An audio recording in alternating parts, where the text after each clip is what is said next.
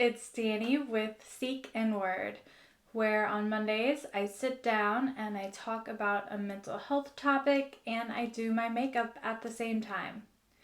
Today I'm going to be talking about loneliness. Maybe you feel lonely sometimes and that's why you clicked on this video, or maybe you don't feel lonely and you're just curious of how loneliness works. Well, that's what we're going to talk about, where loneliness actually stems from, and that you actually can find the sense of pure happiness being completely alone. And it's actually really critical to learn how to love being alone. That way we are not in the loneliness crisis that we are in right now. Sorry I took last week off. If I had posted this video sooner, I probably wouldn't have done as much research as I did for today's topic, because I researched a lot of advice from Teal Swan and Leo Gura, and also just my own experiences and what has helped me with being okay with being lonely. So let's get right into it. Yeah, we're going to talk about how loneliness really works. And there are just so many fascinating things. It's such a deep, complex topic that I encourage you to go research on your own. Obviously, this video is not enough time in and of itself. You should go research this on your own time and even deeper, because like I said, it is so complex. But okay, let's get right into it. In order to talk about loneliness, we have to talk about connection. Connection is something that is ingrained in us from when we are babies and we are connecting with our mother, drinking our mother's milk. Connection is deeply rooted in human beings. During this stage of connection in our lives, we are not differentiated from our mother. We are one with our mother. We are connected, and this is like when we are the truest to who we really are, because who we really are is one. And this gets into maybe some things you've heard from Buddhism, or maybe some things you've heard from other religions, that we are all one, or maybe from science, like we are all one universe. But no matter where it comes from, it's true. We are all one and we are all deeply connected. And we know this from the time we were born, but we kind of end up losing ourselves. Basically, when we lose this sense of connection that we are all one, that is when we start to experience loneliness. Because honestly, we've forgotten who we are, which is living and breathing consciousness that is not defined by labels or things that separate us from each other. Loneliness is something that I think everyone experiences to some degree. And there are two types of loneliness. There's one that can be solved just by spending time around people or family. And then there is another kind that... So the other kind of loneliness persists no matter how many people you have around you. This is like intense suffering when we see ourselves as separate from everyone around us, no matter what. So we are really going to look at three different things today. So we are going to look at what specifically creates loneliness. How can we resolve those things that create loneliness? And how can we make lasting connections? I feel like today I will be mainly focusing on the type of loneliness that cannot be solved just by external factors, by getting, a boyfriend or a girlfriend, or by joining some sort of class where there will be other people there. Those are external solutions. Today I will be talking about the more internal solutions to loneliness. There are three things that lead to loneliness, this kind of loneliness, which are fear, shame, and separation. So the way I like to think of it is that separation creates this idea that I am separate from everything else that is around me. It's this idea of self versus other. It is the ego. So of course, separation leads to loneliness, because if you feel like you are separate from everything around you, that will probably make you feel lonely. Shame. Shame is an emotional reaction to an experience that makes us feel bad about ourselves. Shame really is very complex, and it is really fundamental to our nature as human beings. Shame is like this biological, physical reaction to our experiences, just like when you touch like a roly-poly that automatically rolls up into a ball after you touch it as an instinctful reaction. That's what humans do with shame. So it is this underlying thing that causes us to withdraw from other people. Shame really, I know, makes me want to withdraw, not talk to other people or do anything. Either we become completely inauthentic or put on a facade for other people, or completely avoid them altogether when we feel shame. And to fear something is the direct opposite as to love something. So, of course, if we are fearful of anything, we will feel lonely. There are 4 primary relationship fears, which are abandonment, loss of self, disapproval, and trapped in pain.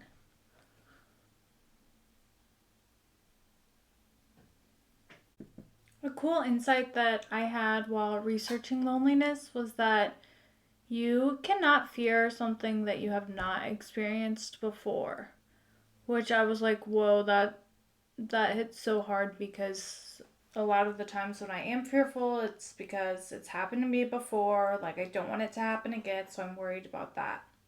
Also, I learned that you cannot just push through fear to get to that deeper sense of connection. We went over the 3 components of loneliness, which were separation, shame, and fear. The crazy thing about connection is that most of us can't perceive of us being one with the things that are around us. And a lot of us don't even want to think about the fact that we are connected with the things around us, because then we might feel guilty for some of the things that we do that might not be the best for animals or the planet or whatever. We have to learn how to consciously choose to be connected to the things that are around us. Our survival as a human race depends on our capacity to be connected. We have to focus on choosing to create connection and keeping it. Loneliness is an epidemic with devastating implications. I mean, when you really think about when you don't feel connected with yourself and the things around you, how do you think you're going to treat things? Probably not very well. If you don't see other people as yourself, you might treat them, poorly. And that's really what we see with today's policies and policies in our history, and how poorly we've treated numerous groups of people, all of the mass genocides that have taken place on this planet. It's just devastating to think about all the things that could have been resolved if this person just saw this other person as themselves and felt connected with everyone and everything around them. Like, they probably wouldn't treat each other so poorly. Every crime that has ever been committed has been committed because the person committing that crime felt a sense of separation between themselves and the person or people who they were committing the crimes against. Okay, side note, I am really feeling this look right now. I feel like I have blended the best that I could on the eyes. My eyebrows look a little dark, but whatever. I kind of want to add some more shimmer in here. So I'm going to do a bit more of that. The only way to really save the human species and the planet is to create a sense of connection. It begins with you ending loneliness inside yourself. Now we're going to talk about how personal development can lead to feeling lonely. When you are on this path of growing yourself and personal development, the people around you most likely aren't going to want you to change. They're going to want to stay, they're going to want things to stay the same, and they might talk down on any of the changes that you may be making in your life. So they just won't get a lot of the things that you are doing or a lot of the things that you are learning or have become aware of. And it can just feel really lonely sometimes. I think I said this before, but most people are lonely. And so they never really understand how to outgrow and learn how to overcome loneliness, which is possible for us. So, when you are on this personal development journey, it sort of puts a gap between you and your friends and your family. You will have different values, different behavior. Everything will change about you. And your friends won't be doing the same work as you. In fact, they're probably actively not doing the work. They are in denial about it. And they do not like being shown that they are lazy and negligent of their own lives. This is honestly one of the biggest reasons why people fall out of personal development is because their friends and their family around them just won't be doing the same things or like about the same growth, and so it can just feel really really lonely to go on this path of growing yourself past, the norm of most people. So, what is the solution to loneliness? Well, what about just getting a girlfriend or getting a new car or getting a pet or taking a new class? All of this stuff sounds great on paper, but this will not cure your loneliness. What is all this stuff outside of yourself really going to solve? Nothing. And that just sweeps the problem under the rug.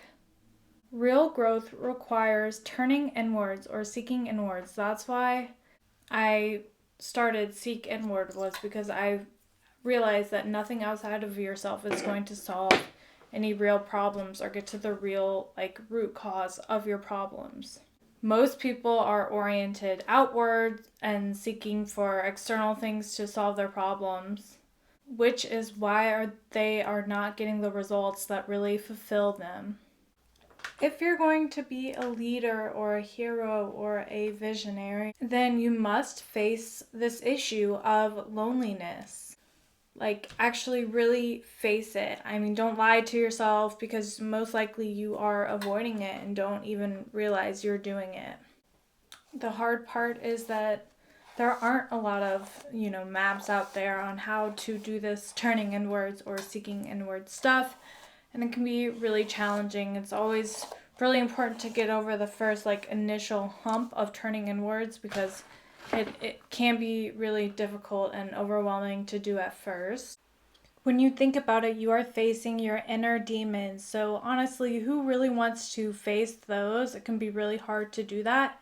And so if it's hard for you, if you don't even want to face your inner demons, how can you expect other people to want to face their inner demons? So you just have to know that you want it for yourself, because it will be so worth it. All of reality really is just presence or awareness or being or God. Whatever word works for you, just go with that. If you are lonely, it is because you are disconnected with being or presence or awareness or God or whatever you want to call it. Basically, you are lonely because you are disconnected from being. And a big reason of why we don't experience being is because we're lost in our thoughts and conceptual perceptions and experiences. So, if you really want to cure your loneliness, then you need to connect back with being. The magical thing about tapping into being, or basically tapping into your true self, is that once you really tap into being, you are going to want to spend more and more time by yourself.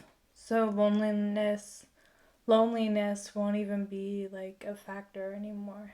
If you are really looking to overcome loneliness, then I highly recommend that you get serious about your growth. Like, that's step number one. You have to face the loneliness or being in solitude head on. Like, I know how it feels to want to reach out to people and like hang out with other people, but it's crucial to spend time by yourself as well. Connect with yourself and find like a center, like beautiful solitude place, and face this issue of loneliness head on. It's really not as scary as it seems. And when you're truly suffering in life, whether it's near death or whatever it may be, when you're truly suffering, you're going to be doing it all alone. Like, no one's going to fully understand what you're going through. And you hesitate to even share everything that you're going through with other people because it can be really scary. Really, your demons have to be faced by you and only you alone. And nobody knows what your demons are. That is why you are the hero of your own life. You are your own savior. Your loneliness will also get worse as you get older, so it's important to learn how to overcome it now. That's why I'm just so passionate about teaching people how to overcome loneliness, because a lot of people don't even realize that it's possible to overcome something like loneliness, and it truly is. The only problem is explaining just like all the benefits of overcoming this loneliness, and like trying to convince people how magical it is once you really do overcome this. Because honestly, just the beauty of that level of connection with being and presence and awareness, that deep connection is beyond the human language. It's really an experience. So it's not something that's super easy to communicate to people without them having some sort of experience of it. I don't expect you to fully understand all the things that I'm saying about loneliness, but it is this very deep and complex topic. The goal is to really need nobody else to make you happy. That you are perfectly content just with being and existence itself.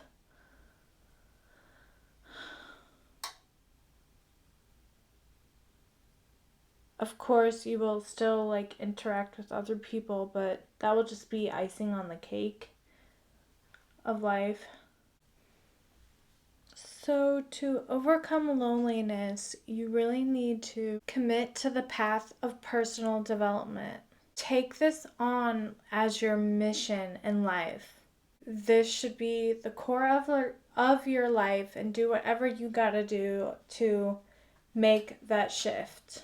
I think a great way to overcome loneliness is to develop a connection with nature. Also, finding your purpose in life. Leo Gura has a great life purpose course for people who aren't sure what their life purpose is, because it's so important to have a vision for your life and where you want your life to go. Start living a contemplative lifestyle, I have an episode on how to journal. So that's a really helpful way to overcome loneliness. Develop a minimalistic lifestyle. There are many sages and gurus and a lot of influential people out there that live minimalistically, and this is not an accident. Like, they are making life simpler so that they can really focus on things that matter in life. This is the lifestyle that really gives you the most juice out of life. So this is my favorite part. So how do we actually implement this loneliness lifestyle? Well, number one, write these down. A really good way to learn how to love being alone is by going on a solo retreat. They have these, you can look them up, and it's most likely no technology, just you sitting alone on a couch for 10 days straight. I think they have like shorter days. And at first, it might feel like torture, but eventually you get comfortable just sitting in solitude. You will get over that like difficult hump and just really connect with the beauty of just being and existing, which is so hard for us to do today with like all the distractions that are going on around us all the freaking time. If you went on one of these retreats, you'd probably be so glad that you did, because it is such a powerful technique. So, one powerful technique, yes, go on a solo retreat. Another powerful technique is doing a solo psychedelic trip. So this has been one of the most powerful tools for me personally. It helps because it's one of the few tools that we have as human beings to connect us with the beauty of being and presence and God, giving us some sort of mystical experience. It also will allow you to face your pain, face your fears. It is a very healing drug. Like, now they're really starting to use it with psychotherapy because it has just been proven to help people through talking through their issues and healing. So I'm a strong promoter of that technique. Another very powerful tool is solo travel. Our culture and society may tell us that it's weird to do things on your own, but it's actually really great to go out and do things on your own. It is such a powerful way to connect with yourself. Go out in nature, go on a retreat, go to famous monument sites, just explore an area by yourself. So travel by yourself, solo travel. And then lastly, surround yourselves with good books and good mentors. Good books and mentors is just really great to have some sort of connection and just take the edge off of being lonely.